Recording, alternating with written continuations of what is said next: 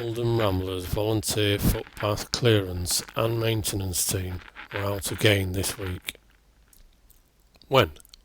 Tuesday, the 2nd of April 2024. Where? Beal Lane Shaw, working on footpaths FP1 and FP24 Crompton. What? Cutting back and clearing footpaths. Cleared heavy soil on footpath FP1 leading to the steel kissing gate. Removed broken wires on the kissing gate. Litter picked.